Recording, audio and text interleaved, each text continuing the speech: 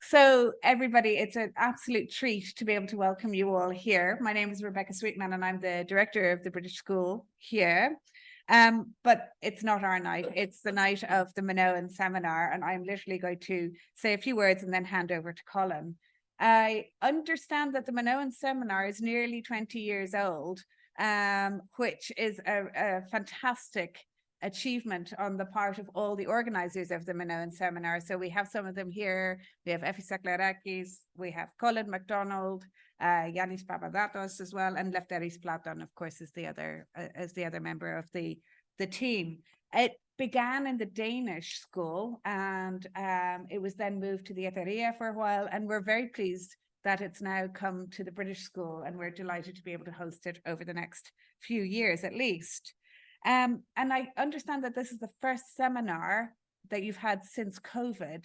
And so it's a really big delight for us to be able to host it. And it's being rebooted and rebranded as a completely hybrid affair. And so a very warm welcome to everybody that's also joining us online too. So it is fitting, I think, given that it's such an international group, that tonight's speakers themselves are very international. We have an Italian in the form of Luca and a Greek, Iro, working on British material, on the Evans material. So it is a truly international start. And without further ado, I'd like to hand over to Colin, and thank you all very much for coming.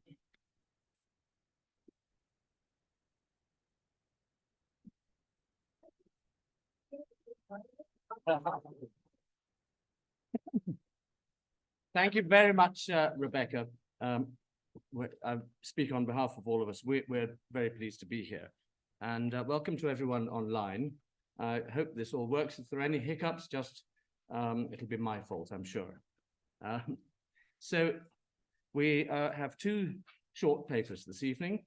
One is by Iro Mathiudaki and one is by Luca Girella, but they're both two sides of the same coin, if you like.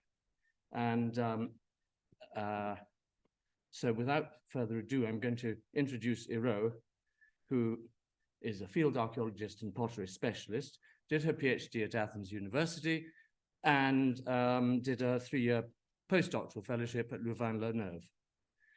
She's studied pottery on the mainland and in Crete and in the Cyclades, and is currently involved in a project with Maud de Volder at Malia, and of course this project, the Kouloures Pottery project. Luca Girella is Associate Professor in Aegean Archaeology at Uninettuno University in Rome. He's participated in excavations in Cyprus and Crete, and is a member of the Festos and IIIA Italian archaeological mission. He's published 2 volumes on the necropolis at Camillari and Kallichoraphitis, and among his forthcoming works of early Neopalatial pottery is the Alonaki Yuktas site with Alexandra Koretsu, and also Minoan and Minoanizing pottery from Mikrovouni on Samothrace with Dimitris Matsas and Peter Pavuk. So without further ado, I'll ask Iro to take the stand and introduce her talk.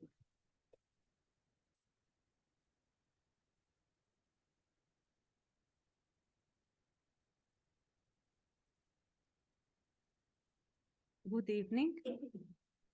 Thank you very much, Colin, and also Rebecca.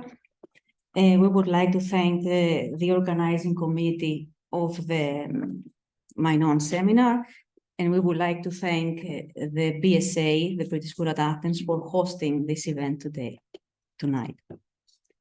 The material from the 3 Kouloures of Knossos, Evans's stone-lined rubbish pits in the West Court, is frequently referred to in the literature, but only one study has been undertaken, that of MacGillivray in 1998, in which he presented various pottery assemblages from Knossos of the Old Pallas period.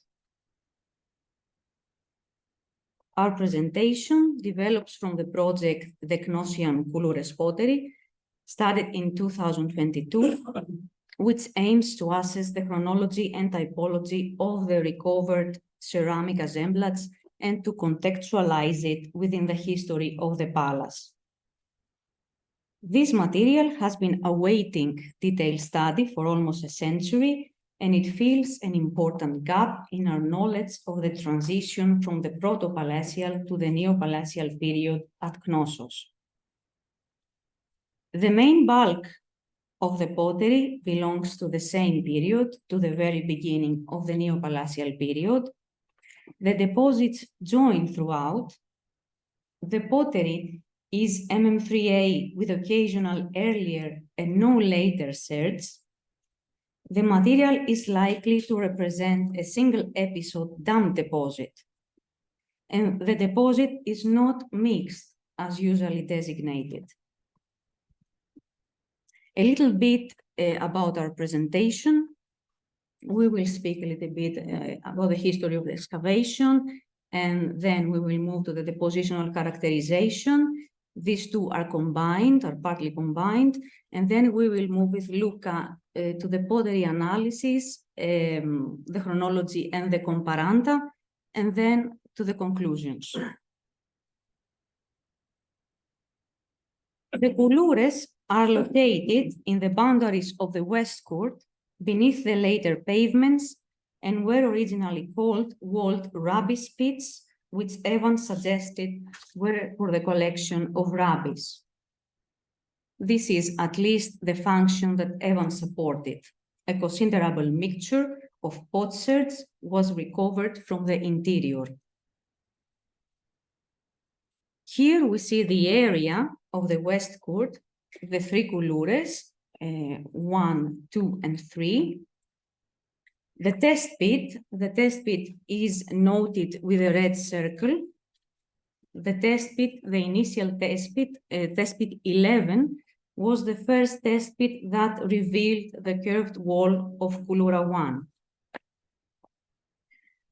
We have also the Northwest Acropolis houses here, and the Northwest Treasure House here. This area was the focus of interest in the 1904 excavations, and later on, in the 1930, for the stratigraphy of the site, several test pits were carried out. We have here also the sketch plan from MacGillivray's book of the test pits and the parts of the earlier houses recovered. Later on, with the Pendleberries, this area was also the main focus with the excavation of the other two Kouloures, parts of the early houses and the enceinte wall. And Evans published this plan that you see here in the Palace of Minos in 1935. We need at this point to clarify the history of the excavation. So we have the test pit in 1904, then we have the full excavation of Kouloura 1, mentioned in Mackenzie's notebook in 1907. Then we have the 1930 excavation by the Pendleberries of the other two Kouloures, and then the publication of the finds by Evans in 1935. We need at this point to clarify the history of the excavation. We have the test pit in 1904, then we have the full excavation of Kouloura 1 mentioned in Mackenzie's notebook in 1907. Then we have the 1930 excavation by the Pendleberries of the other two Kouloures, and then the publication of the finds by Evans in 1935. Mackenzie retired in 1929. Pendleberry was actually his successor, so he did not see the pottery from the other two Kouloures. Here we see the ground plan and the section of the Kouloures. They were probably opened at the end of the MM1B period. One box, okay, you can see here all the pottery that is kept in the Stratigraphical Museum. One box from it contains, from the test pit, contains a lot of material. It seems to be like a proper excavation material. the others were selected.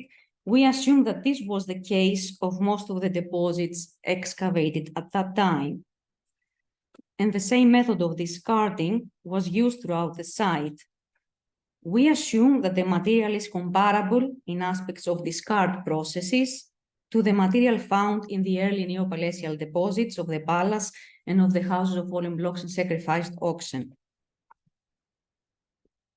Kouloura 1, the eastern one, the closest to the palace. On the right, we see Mackenzie's sketch of the test pit. Kouloura was described as a circular pit, and some of the labels referred to it as pottery oven. This is initial impressions. Mackenzie hoped that the full excavation would yield interesting results in terms of the development of ceramics in the Middle Minoan period. So they carefully removed the deposit layer by layer, keeping all the pottery from different strata separate.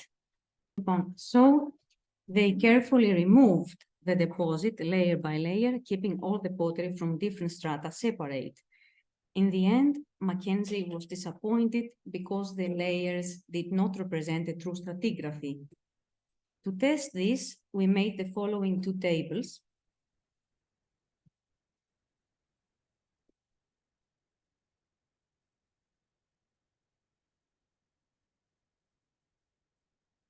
So we have the division. This is test pit 11. We have the division according to meters. Okay, we have the separation in the pottery from the test pit, at least. Unfortunately, we don't have it in the other boxes. We have some specific types, styles, and combinations that are date sensitive. And if there was a difference, it would be shown in following these types and styles. In fact, this pattern is indicative of a reverse stratigraphy, mainly because of the amount of the epipalacial pottery found within it that you see at the bottom, and of the MM2B pottery. The earlier sherds are actually more in the first meter and less in the second. How was this earlier pottery found there? We have to remember that this was an area of very intense early activity. At the time of the excavation, all this activity was brought to light. This table clearly shows us no differentiation in aspects of types and styles. To this, we add this one, our joints matrix, where we can clearly see in the yellow part that the pottery from different metals joins together. This is what Mackenzie originally claimed, that no transition to earlier types than MM3 was observed, and that the pottery was entirely uniform. We see here the joints in the yellow part, the internal joints of test pit 11, and here the internal joints of Kouloura 1, and here it's a combination of the test pit 11 and the rest of the Kouloura 1. And there are a lot of joints. These are joints between boxes. It just shows that one box connects with the other, but there are a lot of joints. Now to the other Kouloures, excavated by John and Hilda Pendlebury in 1930. We have a report from them in the annual of the British School at Athens on the two protopalacial houses found at the bottom. The notebooks were probably lost during the Second World War. Kouloura 2 was excavated by dividing it into an eastern and a western half in order to obtain some stratification, mainly in order to have the stratigraphy of the section. In fact, the material is stored according to strosses for the western half and meters for the eastern half. But again, no proper stratigraphy was observed. I quote what the Pendlebury say in the report. The contents have been tipped over from the northeast corner, with the result that half of the vase could be found in the first half meter of the east side, while the other half was almost at the bottom of the west side. End of quote. The mass of the pottery, according to the excavators, was MM2. Keep that in mind, MM2, according to the Pendleburys. The same method has been followed here. We selected the types and styles that have some chronological significance and try to find a pattern by comparing the different strata of the western half of the Kouloura on the left and the different strata of the eastern half on the right. And it was random. No pattern was sought. It just showed that all is one. It is really random. We have again made a joins matrix according to the joins of the different units and boxes. It is not easy to show the joins of all the Kouloures here. Okay, they don't fit here, but there are many. They join, all of them join. The point is that the matrix proves that all is one. It is a homogeneous deposit with no internal patterning. The same is true for Kouloura 3. We will not show details here. Kouloura 3 also preserved much less material. The point is that the same is observed in the quantitative treatment of the 3 separate meters of Kouloura 3. After the discovery of the other 2 Kouloures, Evans considered them to be an important part of the structural arrangement of the palace, designed to meet a sanitary need, the disposal of rubbish. Kouloura 1 was considered to be the main dumping ground for the heaps of MM3 and was therefore used a little later. Remember that the Pendleberries dated the materials from the other 2 in MM2. So Kouloura 1, which Mackenzie dated in the MM3 period, was claimed to have been used a little later. Evans says that it contains pottery covering the entire course of MM3, especially its later phase, which suffered the interruption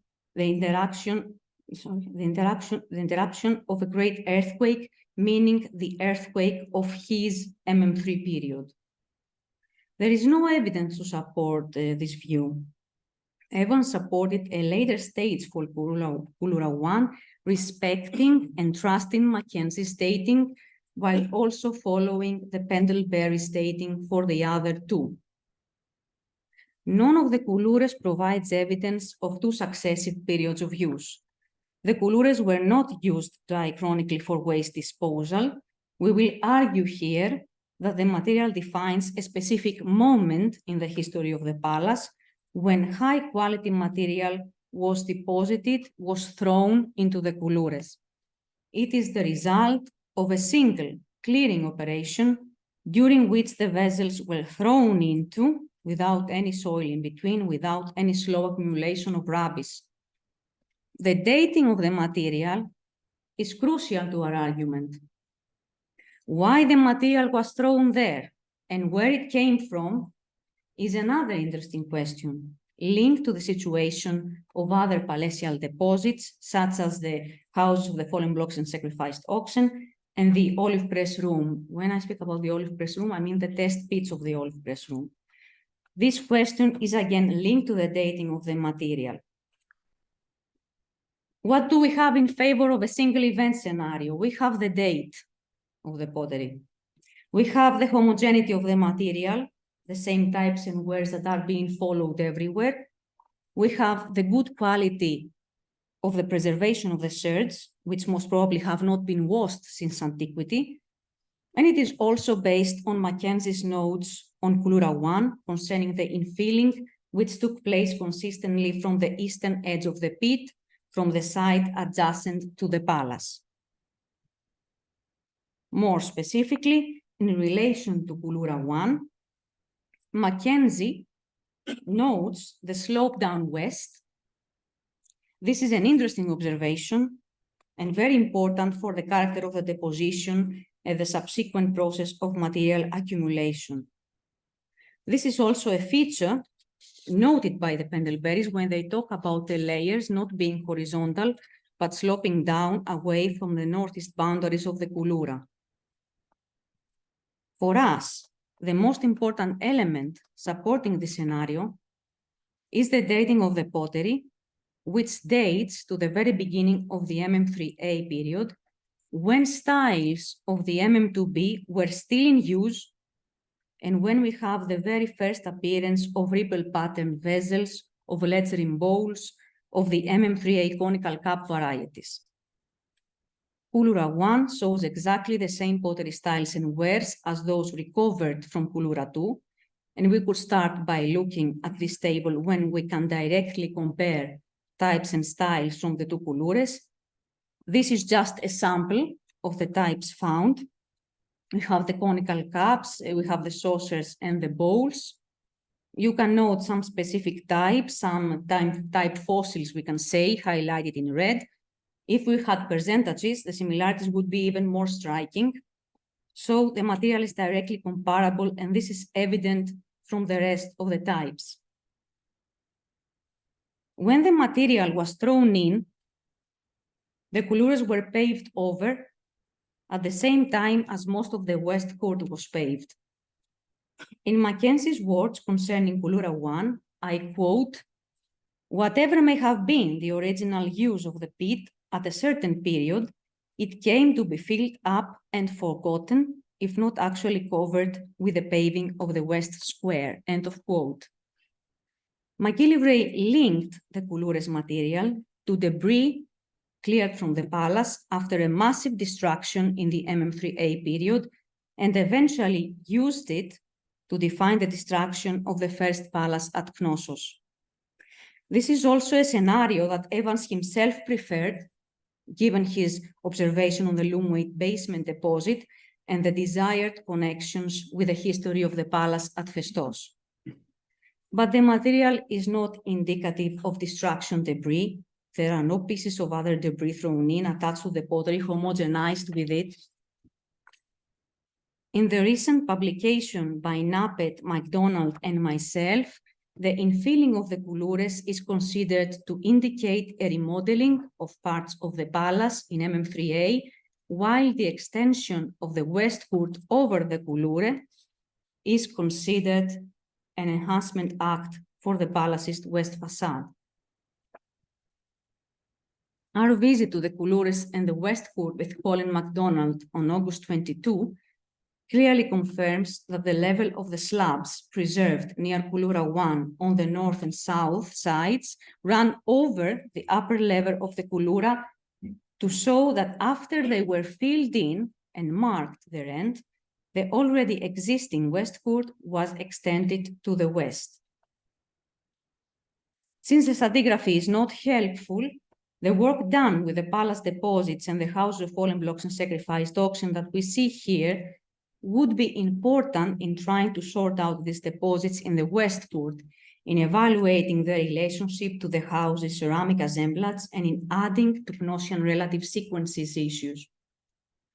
In this respect, much of the material corresponds to the early MM3A dumped material in the House of Fallen Blocks and Sacrificed Oxen, including specific typological features, such as the feather wave decoration, the types of lamps, and the egg trays, even many of the remnant MM2B types and features. It seems that the palatial projects, which required the removal of debris and which took place at the end of the first palace period, met their needs in different parts of the palace, mostly in parts which were in the process of being covered, such as the test pits in the olive press room. We see the section of this area here.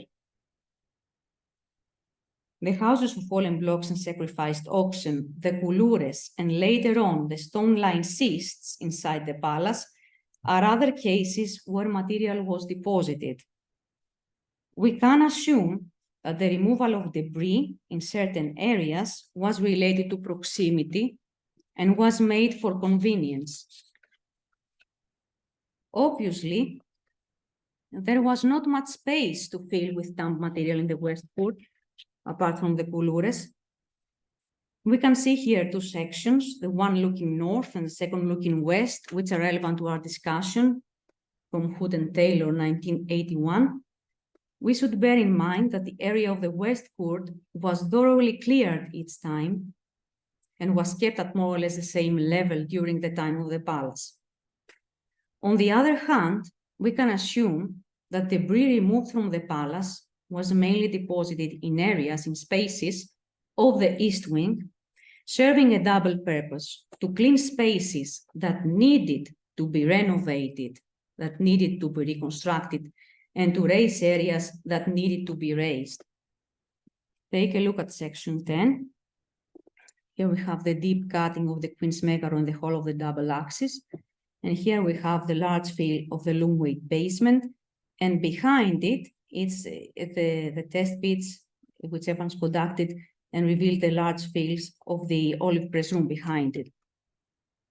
So above these deposits, the olive press room and the loom weight basement,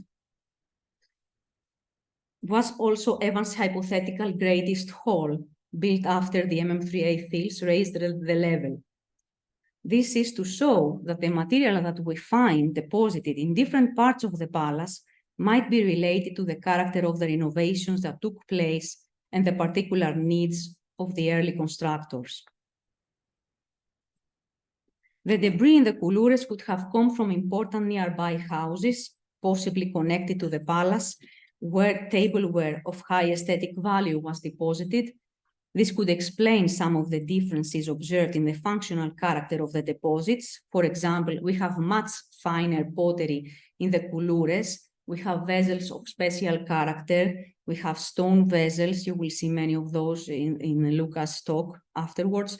On the other hand, we have a large number of conical cups and many imported vessels from the palatial deposits, mainly the olive press room, test pits, and from the houses of fallen blocks and sacrificed oxen.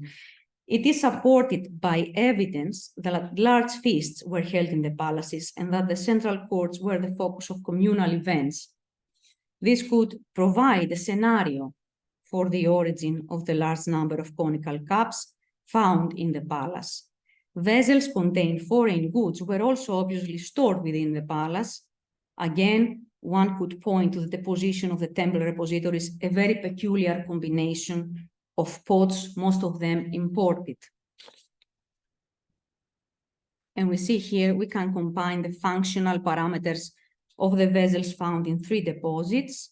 They all have the same date. They all are dated in the early MM3A. The fill of the House of Fallen Blocks and Sacrificed Oxen is described by Mackenzie in the same way as the Kouloures fill. My study of the houses shows that the types are equally spread across the contexts, as in the Kouloures case. The olive press room contains substantial fills of MM3 pots. This is a series of comparable, spatially localized deposits accumulated over a relatively short period of time. This table somehow proves that we are dealing with functional parameters of the pottery that was thrown, that was deposited. It actually depends on where this pottery came from. So we have here the Kouloures, we have a lot of tableware from the Kouloures, and we have a lot of pouring vessels. These two are usually sets. And this is why also these percentages are high, because the tableware and the pouring vessels are the vessels with decoration, with complicated decoration usually. And then we go to the olive press room, where you have the handless cups, the conical handless cups.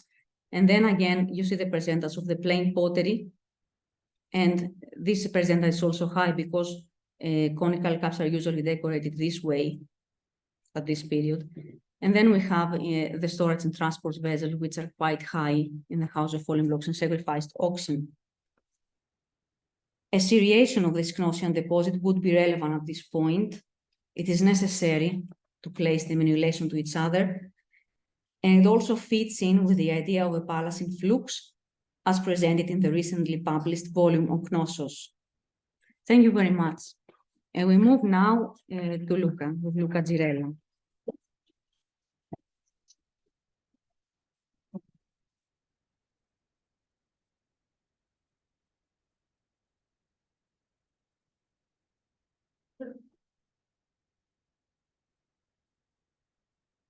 Kalispera σας, thank you, Iro.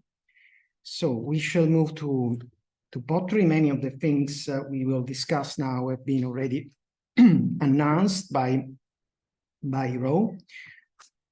And the deposit yielded over 6,000 shirts, mostly small and medium size, and a significant percentage of large vessels. We shall see immediately that tableware is the dominant category. The high rate of vessel fragmentation is quite relevant for our study for suggesting the secondary nature of the deposits. The graphic is showing the whole assemblages according to shapes. It's interesting is the great occurrence of straight side caps that might be related also to the highly fragmentary conditions of vessels, as already noted. But it's also good to know that straight-sided and hemispherical ones represent the two major shapes of the tableware category. And minor role in the deposits represented by other categories. We will see a slide with stone vessel, which was the big surprise when we studied the deposit. And few notes about the pottery technique. The majority of the pottery of the deposit is wheel-made, and medium and large size vessels are, however, coil-built. Coil seams in some cases are quite visible, as well as finger marks for forming various parts of the vessels. This manufacture includes also imported jars, like the one on the left side, and such as yes. And on the contrary, the small size vessels are wheel-made and predominantly wheel-fashioned.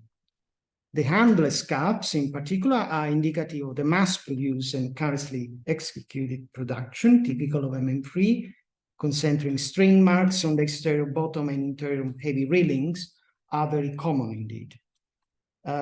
Play lamps under the basis or on the interior, or imperfections on the basis when vessels were lifted from the wheel are features indicating the sloppy execution. So now I will start showing slides with main types, not all types, of course, don't worry, but just those which are relevant for the talk tonight. As announced, handless caps are not very frequent. They can be typologically compared to the distribution and typology drawn from the palace. Among the three main types, we follow here the system adopted by the colleagues at Knossos. Worth of noting is the absence of type 2, the conical one and with irregular shape sometimes, and in the very minimum occurrence of type 1, the broad and shallow handless cap. This type is one of the main features of the MM3A period, and also the absence of type 2 in general could be indicative for a very early date in MM3A period. On the contrary, type 3, the tall one, it's a newcomer in MM3A, and it does continue even later. Then we have saucers. The presence of saucer is interestingly high in the deposit, and this is also something which is in common with other deposits like the trial cables we shall see later, and bell-shaped cups. Straight side cups, the most frequent shape of the deposit, we catalog 130 pieces. They occur in two major groups, the straight sloping side and the one with rigid walls.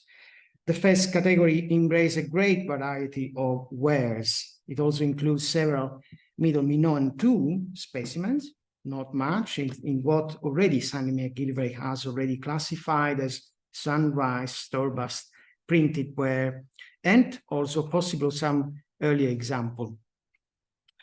The light on dark decoration in MM3A is, on the contrary, the dominant, with white dotted style on both surfaces, limited on one surface or only on the rim.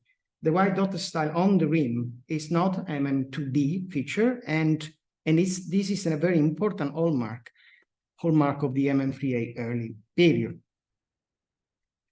Other important features of this MM3A early chronology are rigid straight side cups, monochrome or in combination with white dots, running or retorted white on dark spirals, the so-called precision stamped ware, which is inherited by the previous period, and light on dark or polychrome decoration with several motifs. You see here a selection, and also dark on light lustrous ware is not very frequent on straight side cup. We found one specimen with tortoise ripple. Ledgering bowls, this is a very peculiar vessel in MM3 all over Crete, which with all peculiarities. In Knossos, in the Knossos Kouloures, the small sides and the tall ledgering bowls, typical of the advanced stage of MM3, are absent. The large type, which overlaps a bit with the broad handless cup, is well documented in this period at Knossos in MM3A. And in one case, we also find the broad tortoise ripple in and out, which is also documented in other Knossian deposit and also at the Animus period. Together with the straight side cup, hemispherical cups are very frequent. They indeed occur in a great variety of wares, monochrome, light on dark, polychrome.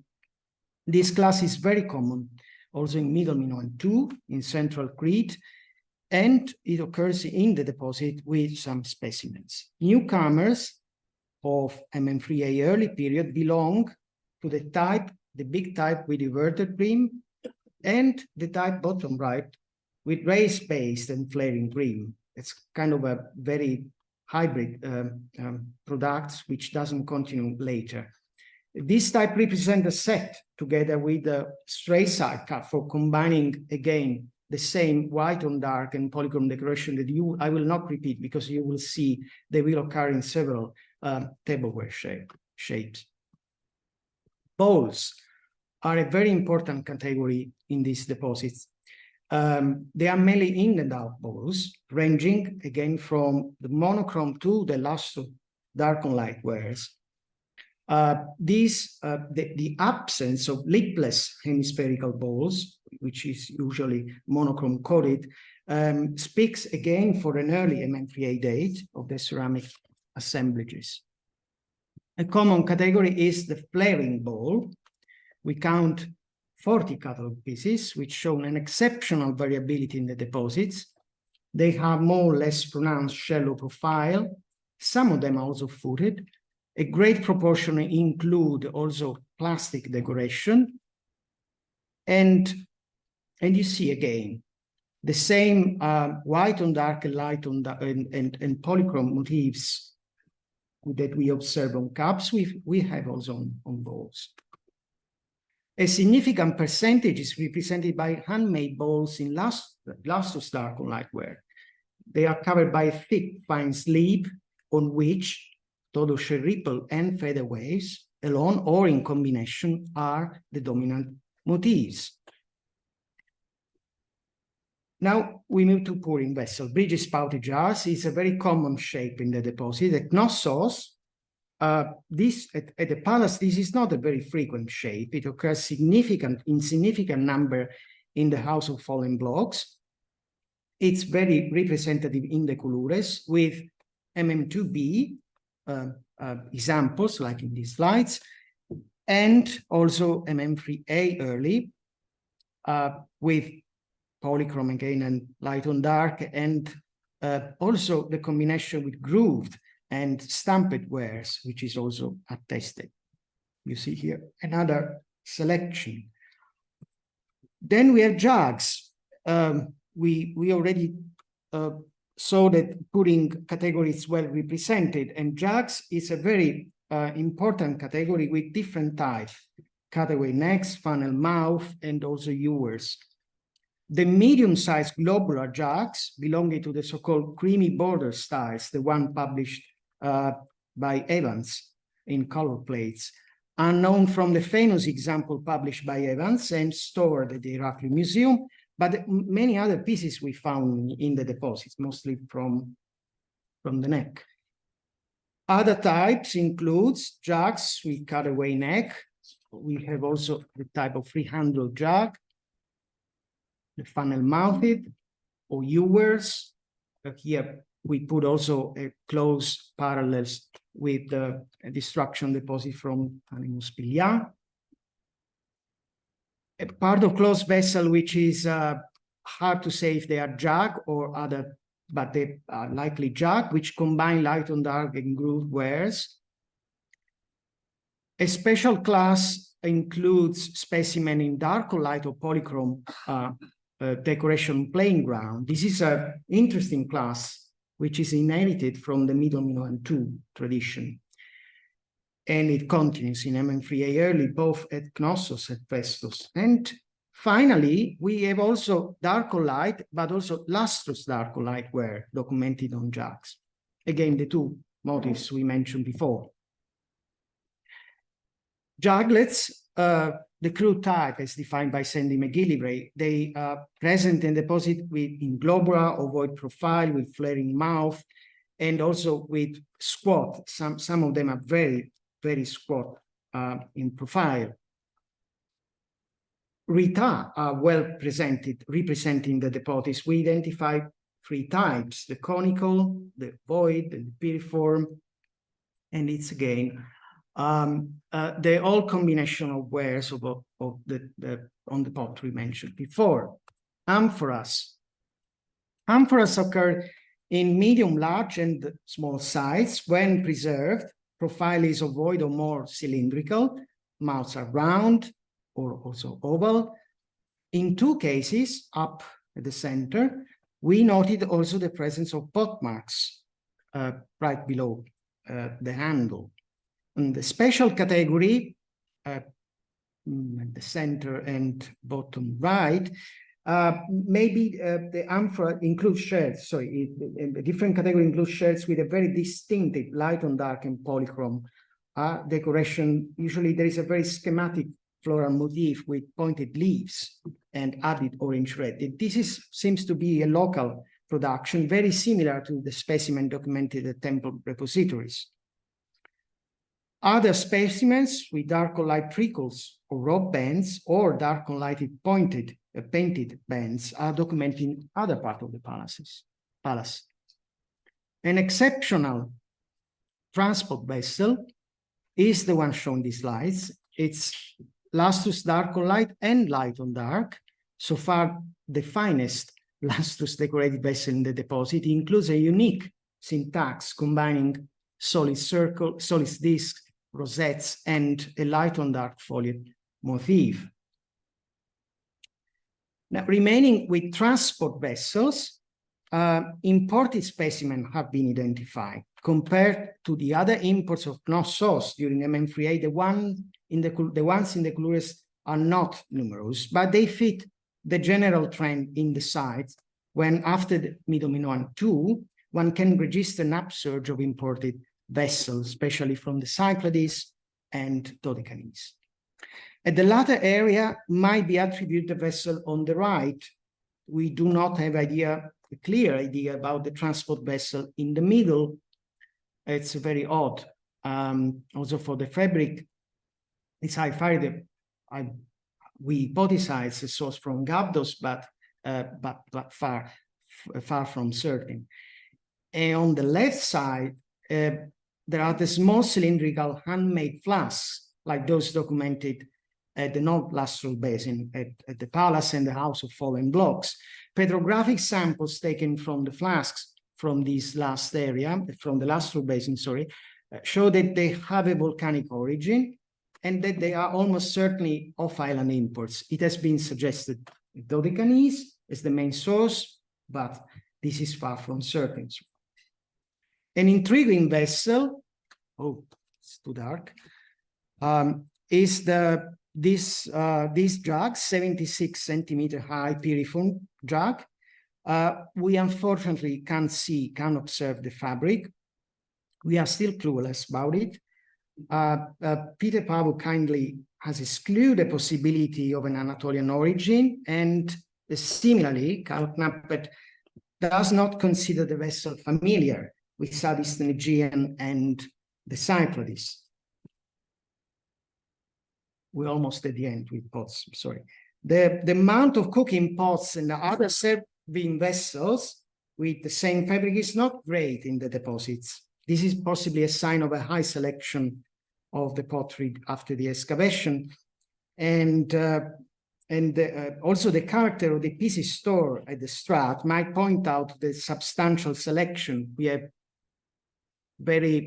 almost reams, highly decorated, as you see here in the collection, and some feet. But a new thing is this one, the presence of cooking pot shells with pot marks again. Thus far, a very rare practice, as far as I know, that deserves an in-depth studies. Then lamps are very frequent, not much the scuttle, and pithoi, which occur in two main categories, the ovoid profile with round rim and the famous conical one with square rim and spout when preserved. And again, they are documented in the light on dark and polychrome wares. But the big surprise was the presence of stone vessel. We collect almost 100 pieces. They are all fragmentary and most are of serpentine. Don Iveli, whom we warmly thank for his help with drawings and the study of the stone material, has also noticed the presence of limestone, breccia, and chlorite. The material includes mainly bowls of various sizes and types. Now, having clarified even before with the date of the deposit, we may now examine some comparanda and then move into the conclusion. The character of the deposit is indeed peculiar. It is including an interesting proportion of pottery retaining middle Minoan 2B features. And this fact is very relevant for seriation of other deposits from Knossos. And of course, we touch here the difficult matter of MM2B and 3A relationship. The context listed in these slides are, in our view, representative of middle Minoan 2B ceramic phase. This is, of course, not a complete list. It regards only few sites in central Crete, and some of them are problematic, also because of the nature and the composition different among them. The trial KV destruction level, it's very indicative because it does not include the grooved and the rigid wear combined with white dots or lustrous dark on light that we have in our deposit. On the other hand, especially as regard plain and dark on light, where we found some affinities, like for saucers or endless cup. And not much can be said for middle Minoan 2B at Knossos. As we know, this period is represented in the palace by the loom-weight basement, although the deposit is not without the problems. We know from the excellent work by Sandy MacGillivray that majority of the pottery can be dated to middle Minoan 2B, is group K, but several issues remain, however, open. The fill on top that should be MM3A in date, but the related pottery is unfortunately lost. The sequence of floor, and also stylistically, some jar like the one with horizontal foliate band that might push this deposit or might push this vessel, so a bit lower than MM2B. But I mean, this is something very specific now. More affinities, as for the finest light on dark and polychrome table, where come from Festos. And we have here a clear protopalatial destruction context, especially in the southwest quarter. In the last 10 years, it has been possible to start a new project reconsidering the whole area. And this is a study by Filippo Carinci and his team. They distinguish two middle Minoan 2B architectural phases, which is represented roughly by the northern part of southwest quarter and the southern part. But the distinction between an early and late MM2B ceramic phase is still under research, and I'm not going to discuss it, of course. But from this area, from quite clear and sealed destruction deposit, we could observe several affinities with the Kouloures deposits. I put a circle in red, like the wavy line style, the ledgering ball with dipped rim, I'm very fast in this, but just to show you, this is a deposit from room 49 and 58 up, right? And you may see, I will not describe it, but you may see things which you have already seen before in my presentation. Where I am now, okay.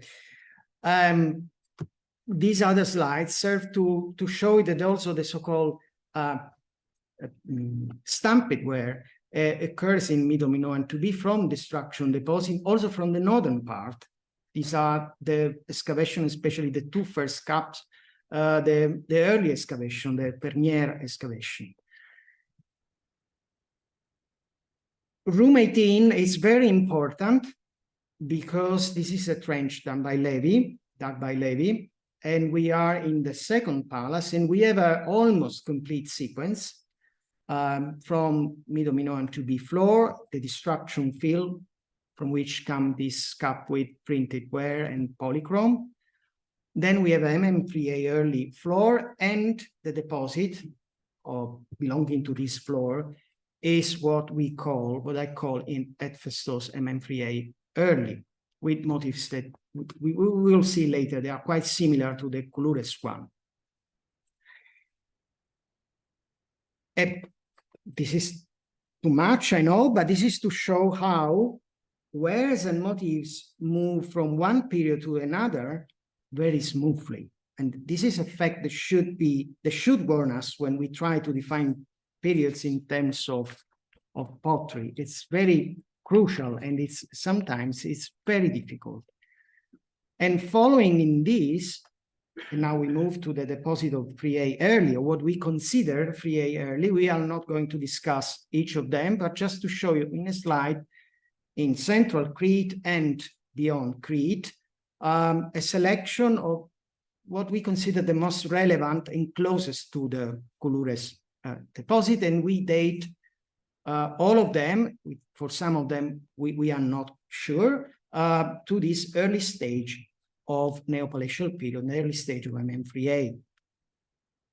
We know already from also the recent publication relation with some important deposit from the palace, like the olive press room, also houses south and south to the palace have also MM3A early context. In the southwest, houses Colin MacDonald is identified a small dump from a destruction debris dated to this period.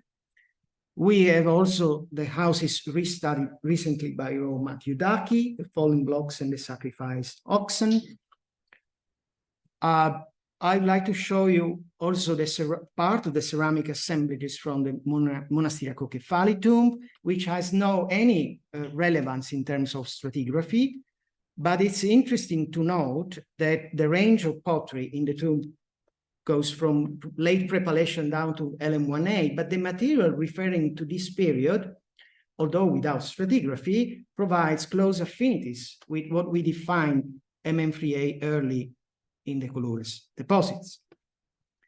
We have also the Velakakis plot, very important deposit, and in recent publication, we show here a selection from Trench A and a selection of two levels from both two, which show the nearest parallel so far for this stage.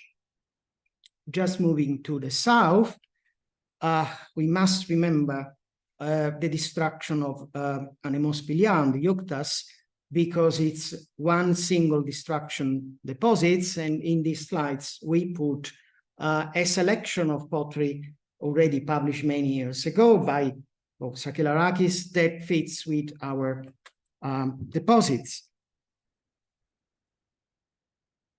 Festos, just to give some ideas what happened in the south, is actually the only site that shows a pottery that can be deposited, that can be dated to this early stage. We already see room 18, the MM3A floor deposit in room 18, low room 18 on the left. The homogeneous fill in the south part of the Calara quarter, which is almost entirely similar to what we have in the Kouloures. Another important fill comes from the so-called West Bastion, which insists on the west courtyard of the palace, of the Festus Palace. And then a deposit which I presented many times, even in the past, the eastern side of the Casa Sud della Rampa, represented by 2 rooms backfilled in this period. All these deposits are representative of the immediate response after the 2B destruction at Festos and show strong link again, still with Minoan 2B pottery production. And I think it's also worth stressing the presence of pots with marine animals in relief from Kouloures 2 that have the closest parallel from the famous stand with dolphins, which comes again from this eastern side of the house south of the ramp, the Casa Sud della Rampa. And just to finish with one deposit beyond Crete, we must mention the late Middle Bronze Age level at Akrotiri that already many years ago Rini Nicola Coppulu has renamed as Phase C. Some of the pottery shows strong links with Knossos and also the early MM3A ceramic stage and the Kouloures material.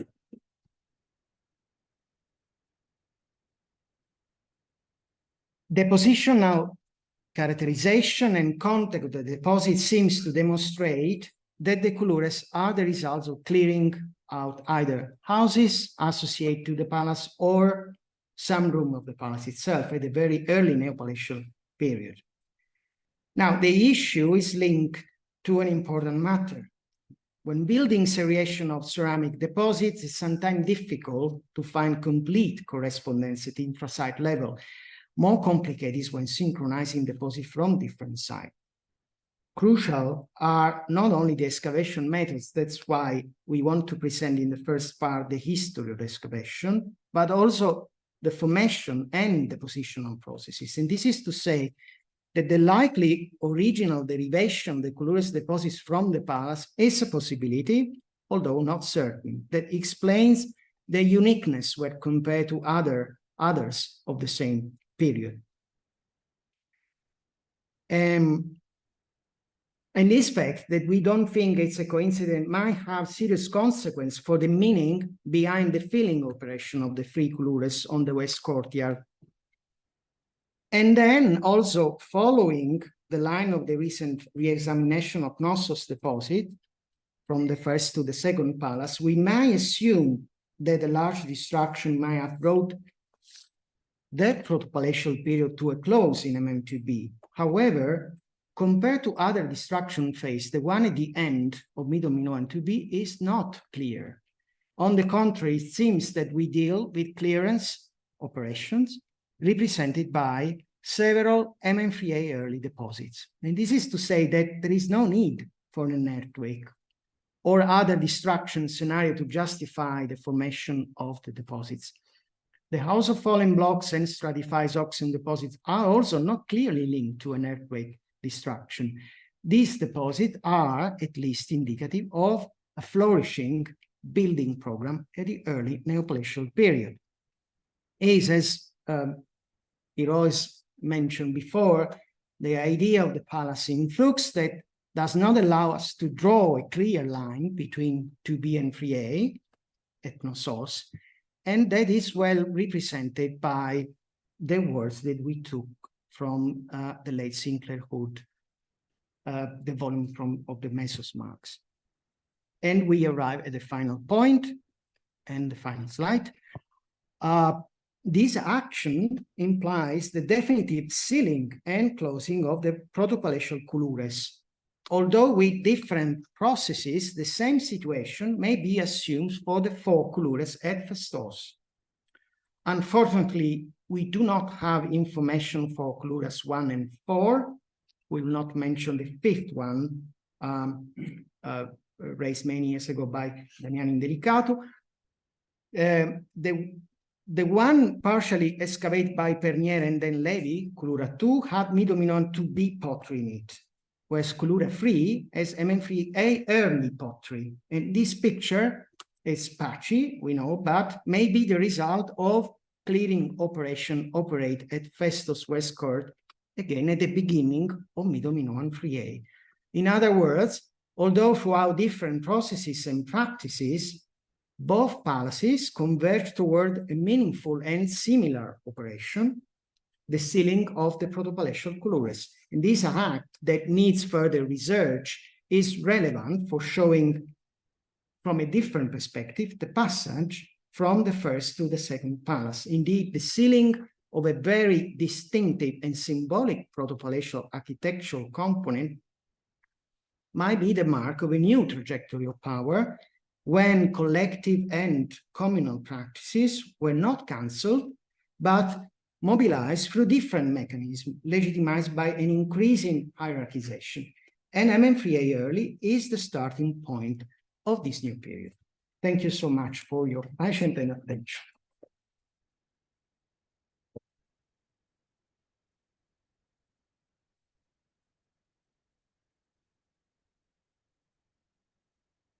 But I think if you two just stand there. Yep. Okay. Excuse me. Yeah, yeah. Okay. Yes. Let me see. Right. Okay. Thank you very much, Luca, and thank you very much, Iro. Iro, particularly in great detail, demonstrated that the Kouloures deposits are all one action in early MM3A. And then from Luca, we had the display of all the different types and motifs in the deposit itself, including the stone vessels, which was very interesting and far more interesting than any of the deposits we published from the palace itself last year. It was very dull by comparison. So would anyone like to begin by asking a question? Answering questions from there, the online audience not very well. They can come up to you. Yes, so you stand here. Okay. You can stand here now. Look, and I'm just going to go straight in with one thing is, it's all very well to say that these deposits, the Kouloures, and elsewhere in the palace, which built up terraces to level off areas, it's all very well to say that this is all part of a new building program or whatever, which doesn't require a destruction. But where did the debris come from? I mean, how does it become out of use? And therefore, how is it then? Why is it then used in this sort of thing?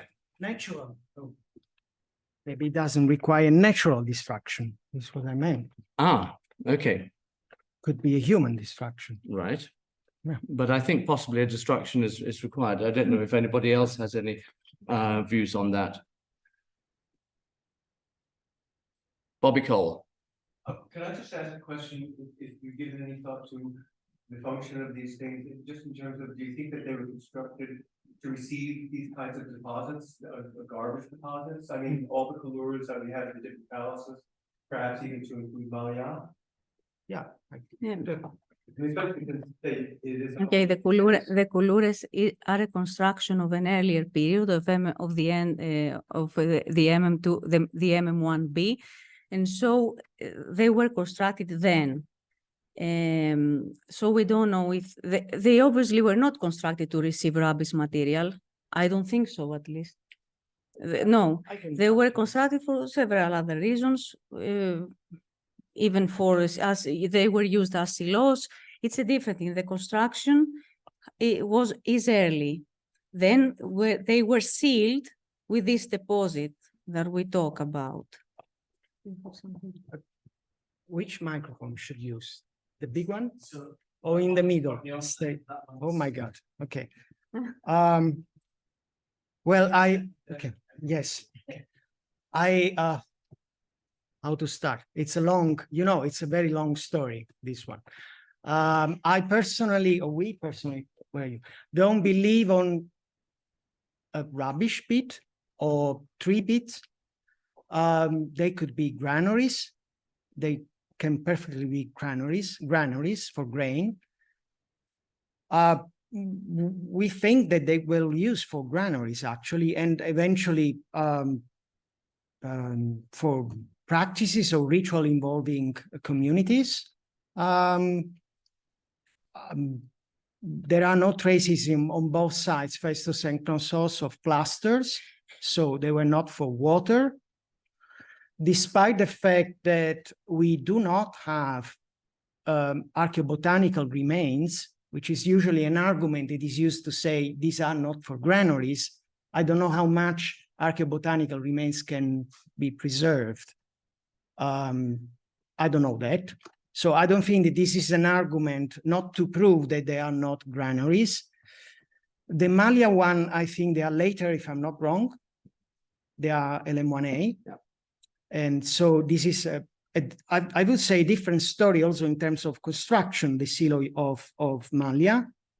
So I would again point out the fact that it's these two palaces having in the West Courtyard the same type of construction, that they are built approximately on the same type. I think the Kouloures from Knossos are marked a bit earlier, MM1B.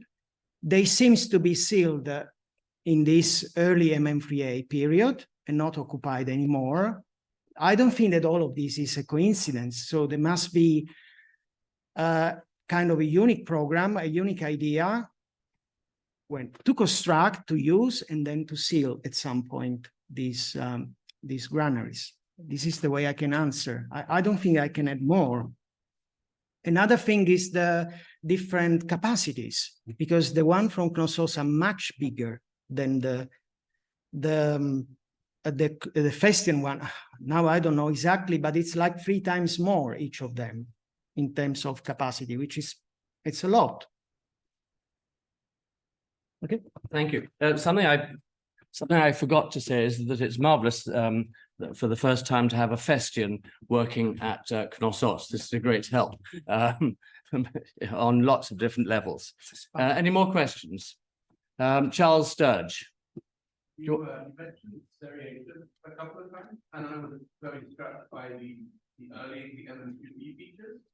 And I'm only thinking what's been covered that these out of lots of sacrifice oxen, but this MM3 admix doesn't seem to be a feature there. But then you go to the Bahakis material and you're getting some earlier features like apparently that, things like that. So if you were pushed, would you put this material early MM3A early, if that makes sense? Like if you were but then it wasn't even slightly earlier than some of the other early MM3A deposits. Do you think we can't say that? The question from Charles Sturge is about seriation and whether seriation could possibly put this even earlier in early MM3A.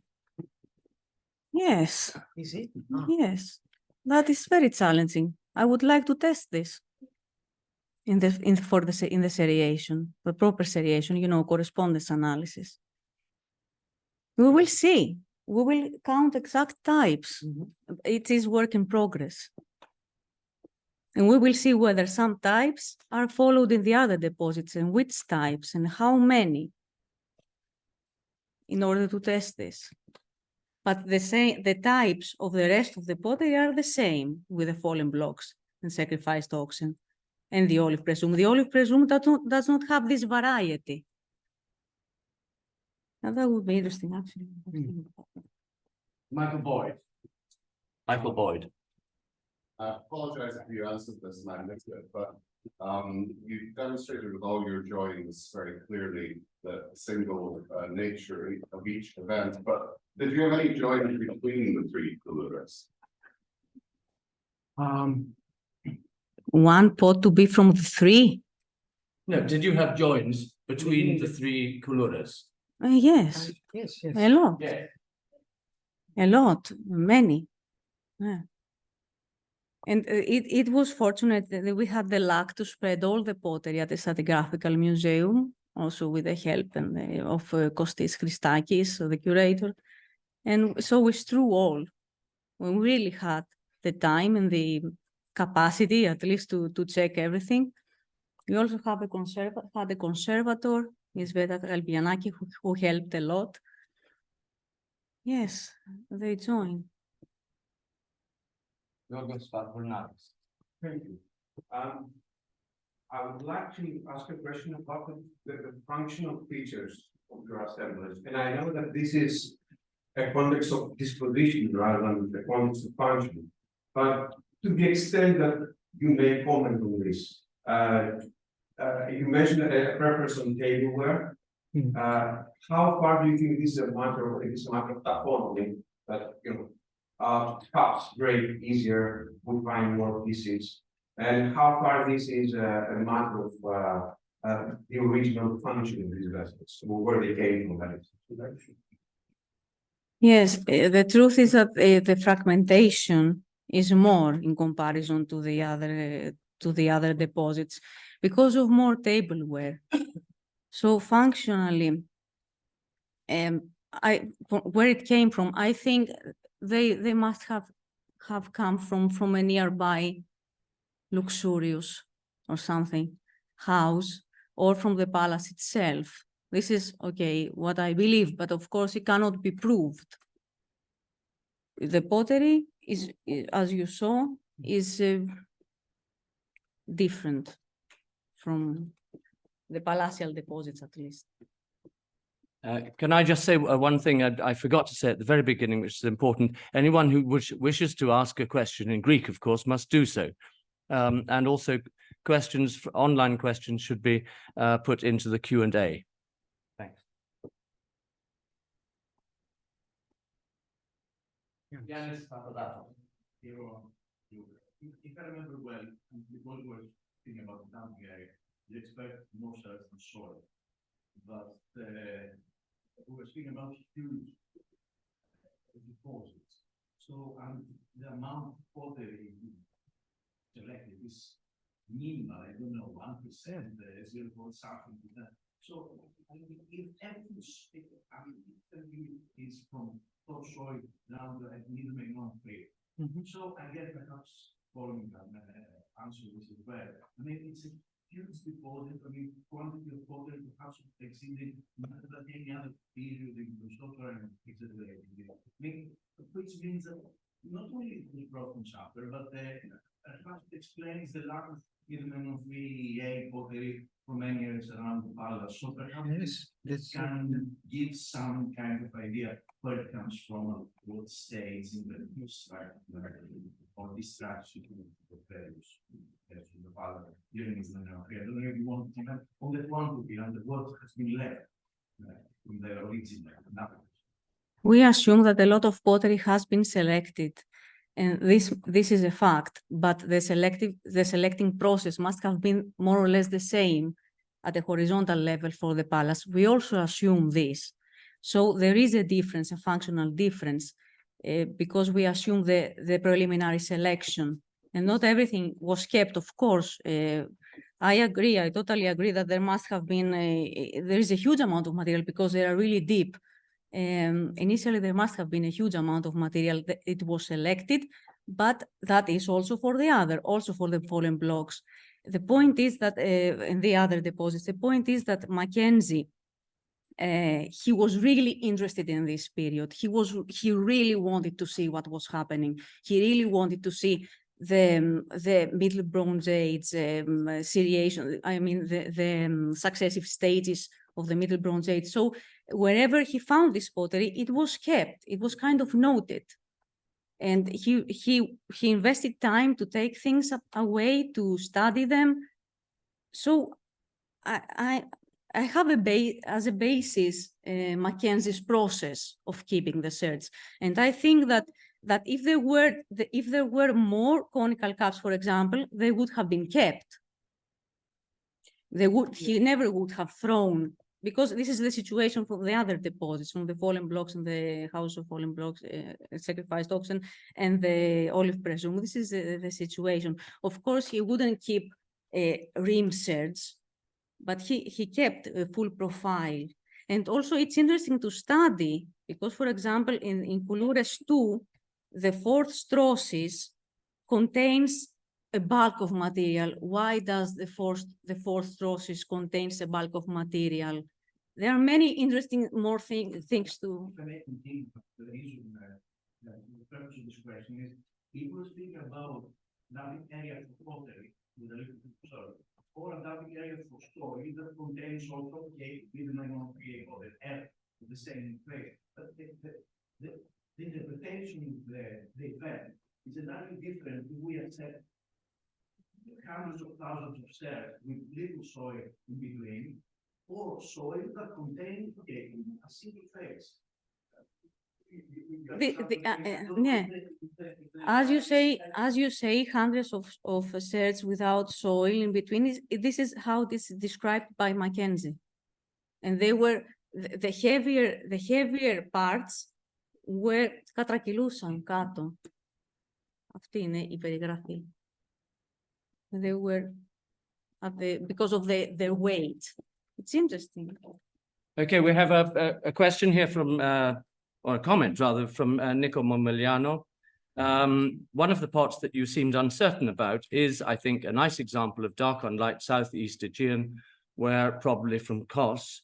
Perhaps Luca would say something of that. But thank you. I remember Nico was there last summer. I think we discussed also this spot, so could be a possibility. Good. It's, yeah. Okay, thanks. And a question from the Amandis Paniotopoulos. You are suggesting that the filling of the Kouloures was a single event in early MM3A, most probably with pottery coming from the interior of the palace and houses. Yet in your analysis, you are still distinguishing between MM2B and MM3A early types motifs based on comparanda. Do you think that the relative dating of the comparanda is more reliable than the unity of the Kouloures assemblage when it comes to the definition of MM2B and MM3A early?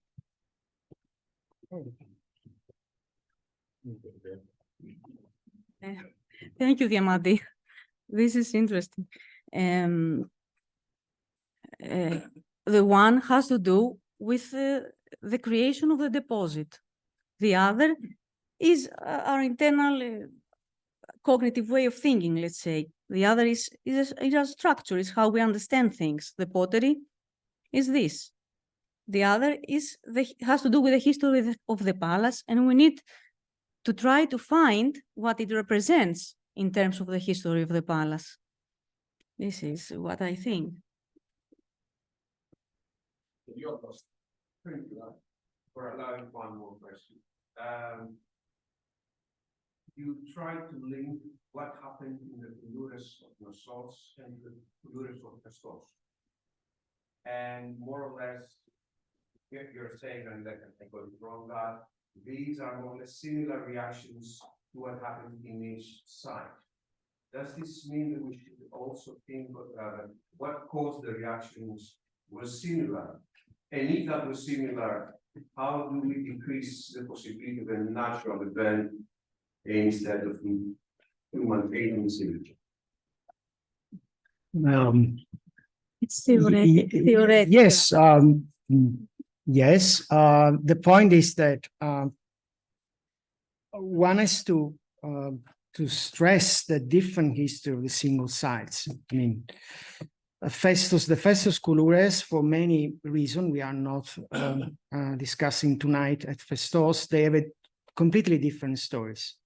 And in terms of construction and then also the filling, we don't have the data, the similar data that we have for Knossos. This is very important. So we have only the pottery.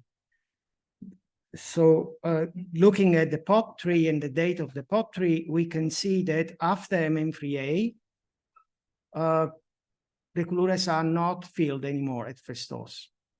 And this is one chronological point. Then there is the history of this palace in this period, which is very different from the Knossos one, because it suffered a destruction, an earthquake destruction, and part of the palace was completely sealed. There was an attempt to reconstruct the palace, very long, that we know possibly last several years, many years, down to LM1B. And therefore, we don't know what happened actually in this area. we must assume that the area was completely abandoned. So the idea in my conclusion, which opened a completely different perspective, deserves, of course, another scenario, another talk, like the function of the Kouloures and the symbolic meaning of the feeling. The Kouloures might be the same, but considering also the single different history of the two palaces.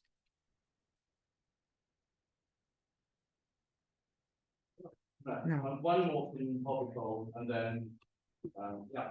I was interested in that one juglet that you said that Peter Pavlik had already thought was not Anatolian, because my immediate impression when I saw it. I knew it. And especially because it had a red paint still on top of it, and of Yeah. course, there is a lot of Anatolian connections to the time of the low Cantor also, that's what you think, that they may have been the first Aegean painters going to Allah, and so I was just wondering why Peter thought that it was not Anatolian, even though it's certainly. I think Peter is connected, I don't know, but I can't exclude that the pot can come from Crete, Yeah. can come from another side of Crete, could be a Minoan, another import from Minoan, from other Minoan sites. So there is no need for thinking something beyond Crete. And then don't forget that the neck is highly restored. So that pointed neck is, I don't think it's real. But the handle is interesting. And also this red paint, which, yeah. So any more questions from the floor? There is a Wolf Niemeyer hand raised. He's raised his Yes. hand. Oh, Yes. Yeah, I'll leave it by the book. Weapons, and I'm consulting. okay. Really type of question. Wolf, can you please type your question into the Q&A at the bottom of your screen? Because we can't hear you. It's impossible with this particular setup. Can I open the chat from here? Yeah, right. Oh. No. Let's see. There are many things. I was mostly like, good work. Right. Questions. I think we should. How do I find Wolf? This is good. Oh, it's working. Blah, blah, blah. No. No, it's a Mac, so. Yeah, That's it. yes, I think we didn't type. No, I think that's it. Sorry, Wolf. We can't Maybe get you. it's So I think it's time to thank our speakers. And that's the end of the first sort of rebooting of the Minoan seminar after COVID. And I'm sorry I didn't say at the beginning that we should be having questions in Greek and English. That's very important. But anyway, thank you both very much.